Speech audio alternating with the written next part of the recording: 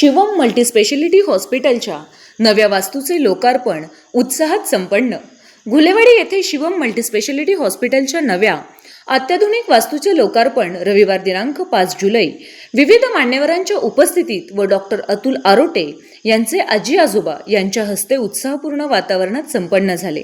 या सोहळ्यास महाराष्ट्र राज्याचे माजी महसूल मंत्री बाळासाहेब थोरात, आमदार अमोल खताळ, आमदार डॉक्टर किरणजी लहमटे, विधान परिषदेचे आमदार सत्यजित दादा तांबे, सीताराम पाटील गायकर, निवृत्ती महाराज देशमुख यांच्यासह विविध क्षेत्रातील मान्यवर, डॉक्टर, सामाजिक कार्यकर्ते आणि नागरिक मोठ्या संख्येने उपस्थित होते।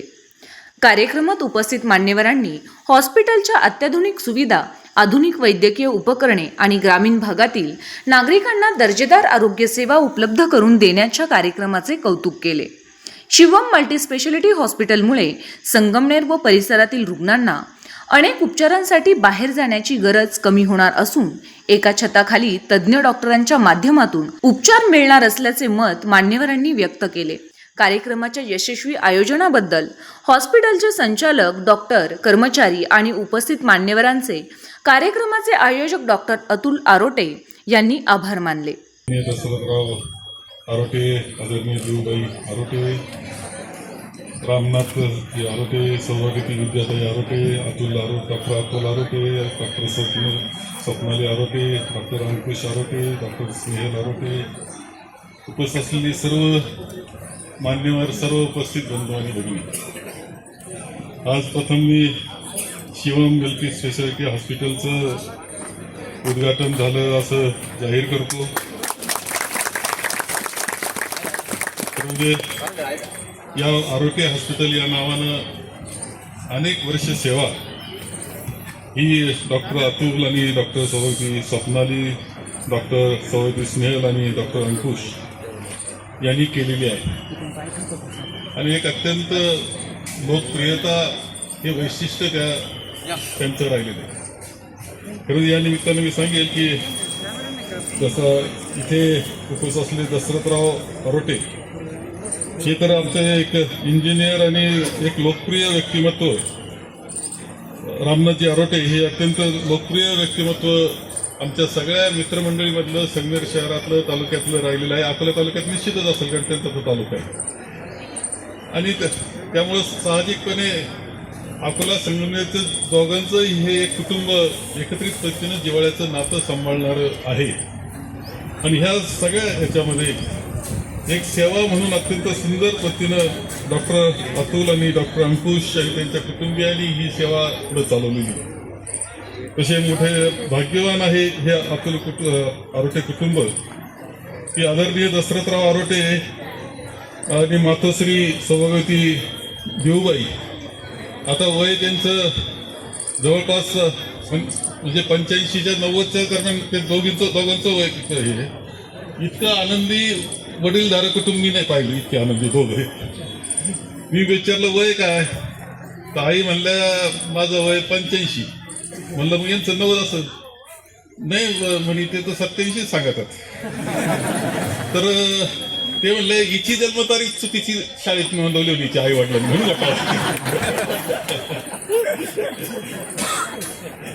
एवढा किती आनंद या वयामध्ये पाहा म्हणजे। पण मी आणखी एक गोष्ट बोललो त्यामध्ये तर तुम्ही आनंदी आहे, कदाचित खूपच ते म्हणजे आयुष्यभर आम्ही आनंदी राहिलो दोघे एकत्र। पण म्हणलं आताचा जो आनंद आहे ना तो तुमच्या स्वभावाचा भाग जरी असला तरी मुलं आपले पुढं जाणं, नातू पुढं जाणं, पतोंड पुढं आणखी चांगले निघणं, हे जे भाग्य आहे ते तुम्हाला मिळालेलं दिसतं, जे अर्थी आता आनंदी आहेत। पुढची पिढी कशी निघेल याच्यावर म्हातारीचा आनंद अवलंबून असतो। आई म्हटलं नाही नाही तुम्ही एकदम बरोबर ओळखलं पाहिजे, खूप आनंद आहे म्हणे आमचा सगळ्यांचा आणि गोकुळे पाहिजे। आता हे भाग्य त्यांना आहे, असे आशीर्वाद डॉक्टरांच्या पाठीशी आहेत। एक हॉस्पिटलचा प्रकल्प खूप मोठा घेतलेला आहे, म्हणजे इतका सोपा नाही, एवढा मोठ्या प्रमाणावर म्हणजे जवळजवळ 6000 स्क्वेअर फुटाच्या 5 फ्लोअर्स करणं म्हणजे 30,000 स्क्वेअर फूट एवढं मोठं आहे आणि जी आवश्यक गोष्ट मल्टी स्पेशालिटीला पाहिजे ती प्रत्येक गोष्ट केलेली। एक फुल फ्लेज हॉस्पिटल म्हणजे इथे आलं तर कोणताही काही तुम्ही आजारी असाल, कोणत्या प्रकारचं असेल प्रॉब्लेम तरी म्हणजे असा विचार करायचं कारण नाही. इथे आल्यानंतर ते सगळ्या प्रकारावर काम केलं जातं. कारण डॉक्टर अतुल स्वतःच MD आहेत, ताई तसं डेंटिस्ट आहेत, परंतु त्यांची एकत्र सेवा खूप चांगल्या पद्धतीने झालेली आहे. आणि असं गरज अशी असते आता इकडे तिकडे फिरायला जायची गरज नाही.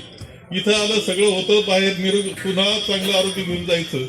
ही संधी निश्चितपणे या हॉस्पिटलमध्ये मिळणार आहे. गुलेवाडी आणि या परिसरामध्ये आता एक चांगल्या पद्धतीनं हे हॉस्पिटल आपल्या सगळ्या जनते सेवेकरता उपलब्ध झालेलं आहे.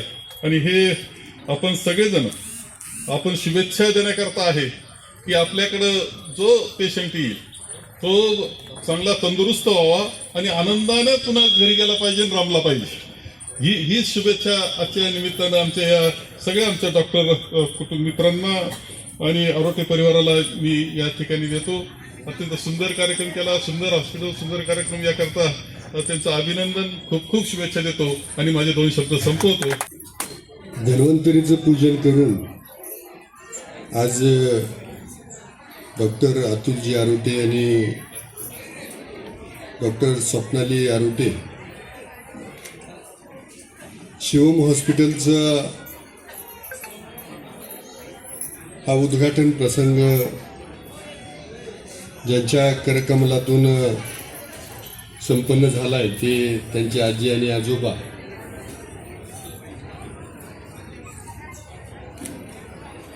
आज या निमित्तानं खरं तर आमचे मित्र ज्यांनी इथं जागा उपलब्ध करून दिली ते आदरणीय माजी जिल्हा परिषद सदस्य सीतारामजी राऊत, त्याचबरोबर निवृत्ती महाराज नाही पण त्यांचे बंधू आलेले दिसत आहेत इथं.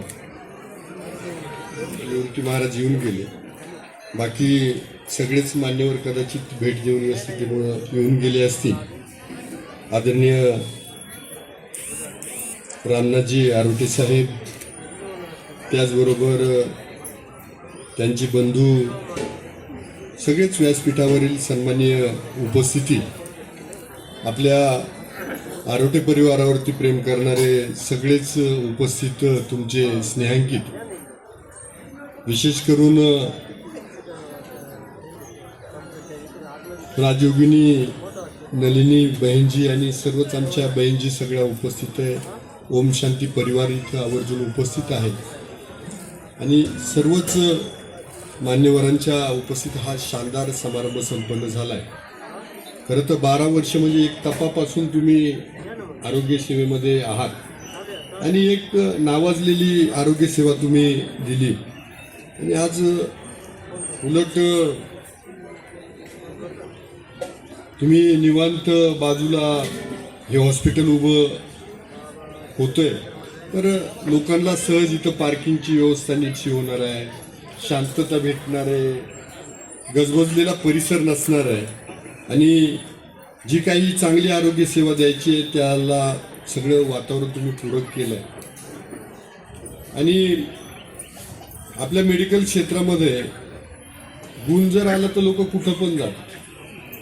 म्हणजे असं काही नाही, तुम्ही जर हरिश्चंद्रगडावर बसले आणि गुण आला तर लोक तिथपर्यंत पोहोचले. म्हणजे शेवटी आणि काही लोक म्हणतात गोळ्या सारख्याच देतात पण काहींचा हातगुण असतो. आता तुमचं बोलणं, वागणं आणि तुमच्या स्वभावातलं सगळं आणि एकंदरीतच तुमच्यावरती शिवबाबाची कृपा आहे असं म्हणते. आणि त्यामुळं साहजिकच आहे, म्हणजे मी आमच्या राजूरच्या बहीणजी तुमच्याकडं ट्रीटमेंट असते त्यांची, आपण सगळेजण ट्रीटमेंट देतो पण त्याला माउंट आबूला पाठवलं. मला वाटलं बहीणजी परत येणारच नाही, माउंट आबूलाच राहणार होता. पण बाबांनी त्यांच्यावर ट्रीटमेंट केली, योगा बाकीचं सगळं दिलं आणि बहीणजी एकदम धडधाकट होऊन परत राजूरला आल्या. खूप आनंद झाला. त्यानिमित्त अजयजी तुम्ही पण आलेत. मला वाटतं तुम्ही संगमनेर सोडून आमच्या गावाला राहायला गेले. म्हणजे आम्ही अकोल्यावरून आलो त्याला संगमनेर माझ्याकडे पठारावर राहायला गेले. तर असं सगळं. आणि मगाशी तुम्ही म्हटले की आरोग्याचे 4 स्तंभ आहेत, तर बरं झालं की त्यातून हे ऐकायला भेटलं. आम्ही आरोग्य म्हणजे आपली कल्पना काय, धडधाकट आहे म्हणजे त्याला आरोग्य आहे, पण ते नंतर दुसरा पण त्यातून प्रकार आहे की हा धडधाकट आहे पण त्याच्या आरोग्याचा त्रास दुसऱ्याला देत असतो, तर ते काही आरोग्य बरोबर. मग त्याला सामाजिक आरोग्य पण पाहिजे, त्याला स्पिरिच्युअल म्हणजे आध्यात्मिक हे पण पाहिजे. तर हे सगळं तुमच्यामध्ये असं खचून भरलेलं आहे. आणि सगळ्यात महत्त्वाचं तुमच्यावरती जे संस्कार आहेत म्हणजे आजीबाबांपासून, म्हणजे खरं तर तुम्ही डॉक्टर व्हायच्या आधी मी तुमच्या फॅमिलीचा डॉक्टर होतो, मी घरी जायचो बऱ्याच वेळा. आणि त्यामुळं मी सगळं, मला तुमचं घर पाहत आहे. एवढं माळकरी घरानं, असं शुद्ध शाकाहारी घरानं, आणि आतापर्यंत एकदम सेवाभावी वृत्तीनं काम केले ना. आज तुम्ही त्या हॉस्पिटलच्या निमित्तानं तुम्ही जे इथं बोलत होते त्याला साक्षीदार धन्वंतर होते, पण आम्ही सगळेजण कानोडे सरांचं आम्ही सगळेजण साक्षीदार होतो की तुम्हाला सेवाभावी वृत्तीनं काम करायचं आहे, रंजलेल्या गांजलेल्याची सेवा करायची आहे, इथे येणाऱ्या प्रत्येकाला सेवा द्यायची आहे. मला वाटतं हे सगळ्यात महत्त्वाचं आहे. आणि चिकित्सा ही असे, त्या आयुर्वेदामध्ये काहीतरी एक श्लोक आहे की तुम्ही चिकित्सा करत असताना क्वचित अर्था, क्वचित मैत्री, क्वचित देशा, चिकित्सा नास्ती निष्फला. म्हणजे त्याच्यात कधी पैसा भेटेल तुम्हाला, कधी मैत्री भेटेल, कधी तुम्हाला पहिलं राहायचं, व्हिजिटला जायचं. आता ते आमच्या नशिबाला राहायचं, तुम्हाला मोठ्या डॉक्टरांच्या नाही नशिबाला. तर व्हिजिटच्या निमित्तानं तुम्हाला परदेशवारी म्हणजे कुठंतरी जायला भेटतंय. तर हे सगळं त्या चिकित्सेनं, म्हणजे जर तुम्हाला पैसा नाही भेटला तरी चिकित्सा काही निष्फळ नाही. आणि कर्मधर्म संयोगानं तुमची फॅमिली वेल सेटल आहे, त्यामुळं तुम्हाला ती काही अडचण नाही. हा लक्ष्मीची वरदास्त आहेच तुमच्यावर.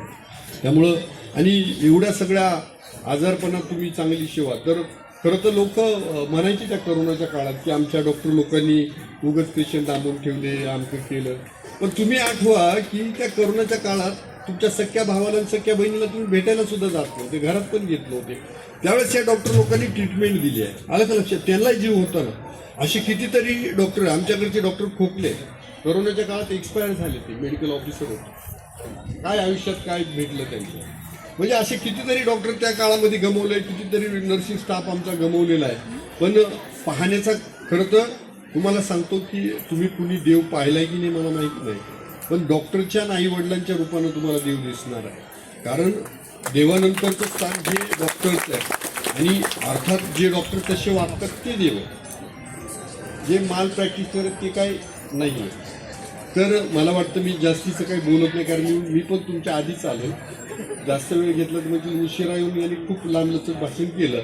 मला जेवढं सांगायचं होतं ते माझं सांगून झालं आहे. तुम्हाला तुमच्या हॉस्पिटलसाठी तर शुभेच्छा देताना हा विचार करावा लागेल, लोकांना आजारी पडायला कशा शुभेच्छा देऊ. त्यामुळे तुम्ही लोकांचं आरोग्य चांगलं राहावं यासाठी तुम्ही प्रयत्नशील राहाल. म्हणजे आजारी पडल्याच लोकांनी यावं असं नाही, तरी हेल्थ चेकअपसाठी यावं आणि सुदृढ राहावं. आणि आलेल्या रुग्णांची, रंजलेल्या गांजलेल्यांची सेवा तुमच्याकडनं चांगली व्हावी. आणि त्यासाठी ईश्वरानं तुम्हाला पण उदंड चांगलं आयुष्य द्यावं, ह्या खूप साऱ्या शुभेच्छा देतो आणि थांबतो. जय हिंद. नमस्कार. आज शिवम हॉस्पिटल डॉक्टर अतुलजी रामनाथ आरोटे व त्यांच्या स्निग्ध पत्नी यांच्या उद्घाटनानिमित्त, स्थलांतरानिमित्त या ठिकाणी येणं झालं आणि खूप प्रसन्न, शांत आणि एक वेगळाच फील येऊन गेला. अतुल आरोटे हे नाव गेले 20 वर्ष, 25 वर्ष संगमनेरमध्ये अतिशय शुद्ध, कर्तव्यदक्ष डॉक्टर आणि पवित्र डॉक्टर म्हणून सगळ्या संगमनेर तालुक्याला किंवा संगमनेरच्या बाहेर माहीत आहे, अहमदनगर जिल्ह्यामध्ये. आणि फार उत्कृष्ट सेवा केलेली आहे. गरजू रुग्णांना वेळ प्रसंगी अतिशय आधार दिलेला आहे. कोविडच्या काळात तर अतिशय उत्तम काम केलेले हे मी माझ्या डोळ्यांनी पाहिलेलं आहे. आणि म्हणून एक रुग्णांची वाढती गरज आणि बदलतं जग, या बदलत्या जगाबरोबर हॉस्पिटलच्या सुद्धा क्रायटेरिया बदलल्या, रुग्णांच्या सुद्धा अपेक्षा उंचावल्या. आणि म्हणून एक काळ खाली इंजेक्शन वगैरे मारणारे डॉक्टर आता बदलून थोडस एक वेगळं जग हॉस्पिटलच्या विश्वात निर्माण झालं. आणि म्हणून या सुंदर वास्तूची गरज या ठिकाणी त्यांना वाटली आणि त्यांनी अतिशय प्रशस्त आणि सुंदर हॉस्पिटल बनवलेलं आहे. त्यांना या निमित्तानं संगमनेरच्या सर्व डॉक्टरांच्या वतीनं, माझ्या कुटुंबाच्या वतीनं स्कायलाइट मल्टी स्पेशालिटी हॉस्पिटल, शांती हॉस्पिटल, शांती फाउंडेशन, संग्राम सांस्कृतिक मंच या सगळ्यांच्या वतीनं मी शुभेच्छा देतो आणि त्याचं सर्व श्रेय गेले का त्यांचे वडील आणि आई या लोकांना आहे असं मी मानतो. धन्यवाद. उपस्थित सर्व मान्यवर तसेच उपस्थित माझे शाळा कॉलेजातील सर्व मित्र, मला नेहमीच प्रोत्साहन देणारे, मार्गदर्शन करणारे आणि ज्या सर्वांकडून मी नेहमीच काही ना काही शिकत आलो ते माझे सर्व लहान थोर सहकारी डॉक्टर्स, पॅरामेडिकल स्टाफ, सर्व नातेवाईक, आप्तेष्ट आणि मला आजवर सेवेची संधी दिलेले माझे सर्व पेशंट्स, राजकीय, सामाजिक, पत्रकारिता, शैक्षणिक क्षेत्रातील सर्व मान्यवर यांचे मी मनपूर्वक स्वागत करतो आणि हार्दिक आभार मानतो. दिनांक 15 ऑगस्ट 2014 रोजी साधारण 12 वर्षांपूर्वी आपण आरोटे हॉस्पिटल या नावानं ताजनेमळ्यामध्ये एक छोटेखानी हॉस्पिटल चालू केलं होतं. एक 15 बेडचं सिंगल स्पेशालिटी हॉस्पिटल म्हणून आम्ही वैद्यकीय व्यवसायाची सुरुवात केली. एक राहत्या घरी थोडेसे बांधकामात बदल करून आपण ते हॉस्पिटल चालू केलं होतं.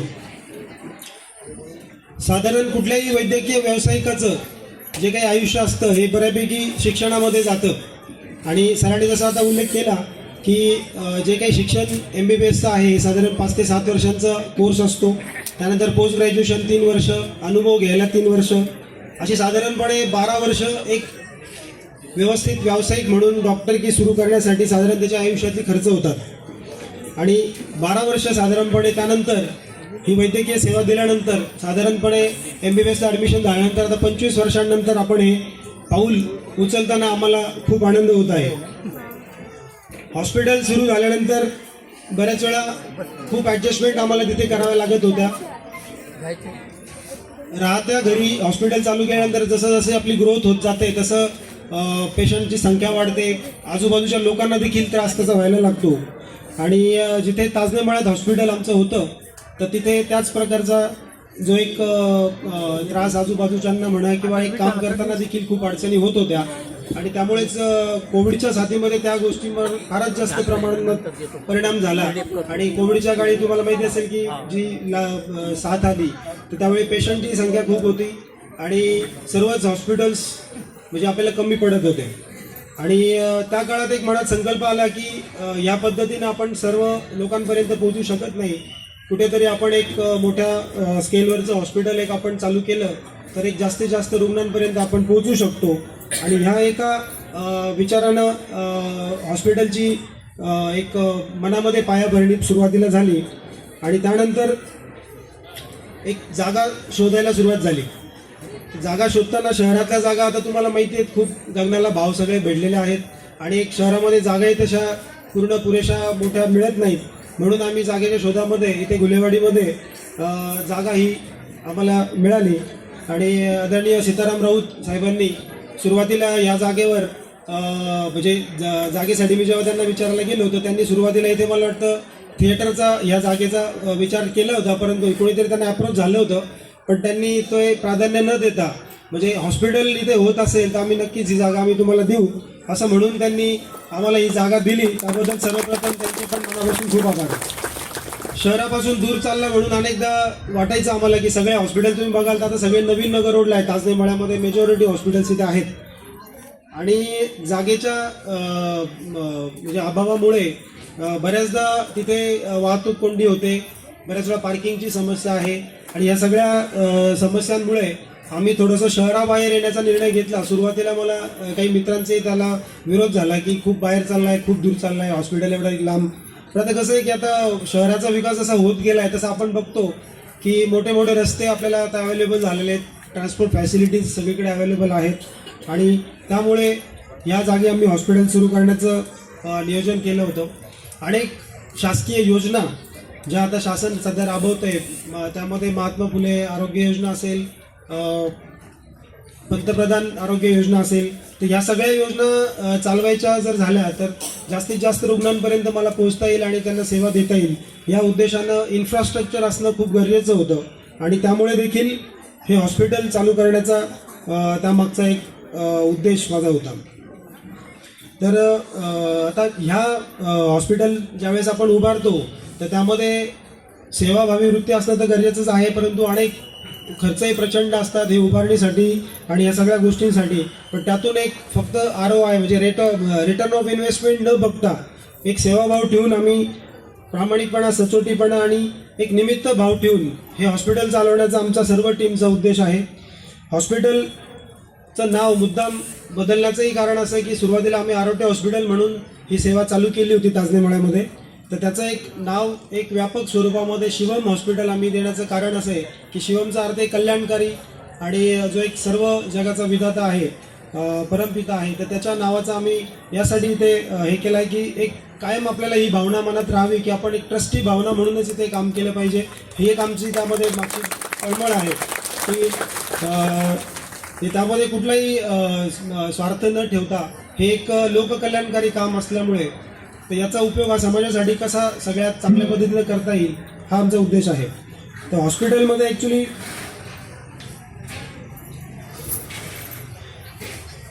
ह्या हॉस्पिटलमध्ये उपलब्ध होणाऱ्या सुविधांबद्दल आरोडे सरांनी सुरुवातीला सांगितलं आहे की सगळ्याच स्पेशालिटी आम्ही इथे प्रोव्हाइड करण्याची योजना ठेवलेली आहे की ज्यामध्ये मेडिसिन असेल, सर्जरी असेल, अगदी हाय एंड न्यूरोसर्जिकल आणि ऑन्कोसर्जिकल हे देखील काम इथे आम्ही ठेवण्याचा मानस आहे. या सगळ्या सर्व्हिसेस आम्हाला इथे द्यायच्या आहेत. आपण बघतो की सध्या म्हणजे डॉक्टरांची संख्या खूप वाढत चालली आहे, हॉस्पिटलची संख्या खूप वाढत चालली आहे, तशीच रुग्णांची संख्या खूप वाढत चाललेली आहे. कारण की जे आरोग्य ही जी एक संकल्पना आहे की जी 4 पिलरवर उभी आहे, ज्यामध्ये शारीरिक आरोग्य म्हणतो आपण, मानसिक आरोग्य असेल, आपलं स्पिरिच्युअल आरोग्य आणि सामाजिक आरोग्य, या सगळ्याचा बॅलन्स जर आपण साधत असू तर त्याला आपण आरोग्य म्हणतो. फक्त आजाराचा अभाव किंवा आजार नसणं म्हणजे आरोग्य असणं असं देखील नाही आहे. म्हणजे या सगळ्या 4ही पिलर ज्यावेळेस आपले भक्कम होतील त्यावेळेसच आपल्याला आरोग्य आहे असं आपण म्हणतो. एक आनंदी राष्ट्रांची एक कल्पना आहे की यामध्ये हॅपीनेस इंडेक्स एक काढला जातो की ज्यामध्ये आपलं सामाजिक, आपलं पर कॅपिटा इन्कम किंवा दरडोई उत्पन्न आणि आपण काम करत असलेलं, आपण राहत असलेल्या ठिकाणी आपल्याला मिळणारं समाधान, यावर एक हॅपीनेस इंडेक्स काढला जातो. आणि हॅपीनेस इंडेक्सच्या माध्यमातून आपण एक जागतिक आनंदी राष्ट्रांची कल्पना किंवा आनंदी राष्ट्रांचा क्रमांक ठरवला जातो. तर दुर्दैवानं आपल्या भारताचा 116वा रँक आहे यामध्ये आणि नेपाळ आणि पाकिस्तानचा रँक आपल्यावरती आहे. म्हणजे ही जी आपली आरोग्याची जी हेळसांड आपण करून घेतली आहे, एकीकडे भौतिक प्रगती भरपूर होत आहेत, इमारती मोठ्या बांधल्या जात आहेत किंवा बाकी सगळ्या गोष्टी आहेत, पण यामध्ये पर्यावरणाचा देखील आपण खूप सारा ऱ्हास करतोय.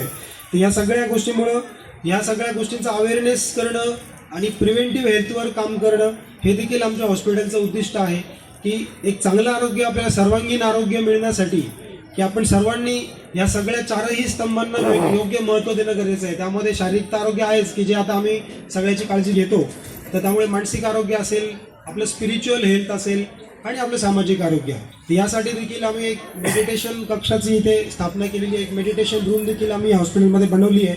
आणि त्याचा मागचा उद्देश हाच आहे की एक आपलं मन खंबीर किंवा मन जर स्थिर असेल आणि ते जर सक्षम असेल तर बरेचसे आजार ॲक्च्युली होणार नाहीत. आता बऱ्याचदा आम्ही पेशंट्स बघतो तर बरेच मनोकायिक आजारांचं प्रमाण खूप वाढलं आहे. म्हणजे शारीरिक आजार तर आपले वाढलेलेच आहेत, म्हणजे त्यामध्ये लाईफस्टाईल डिसीजेस ज्याला म्हणतो आम्ही की ज्याला काही कुठला व्हायरस किंवा बॅक्टेरिया नाही आहे, डायबिटीज व्हायला, शुगर व्हायला, ब्लड प्रेशर वाढायला, हृदयविकाराचा झटका येण्यासाठी काही कुठला व्हायरस नाही आहे, हे सगळे लाईफस्टाईल किंवा जीवनशैलीच्या बदलामुळे झालेले आजार आहेत.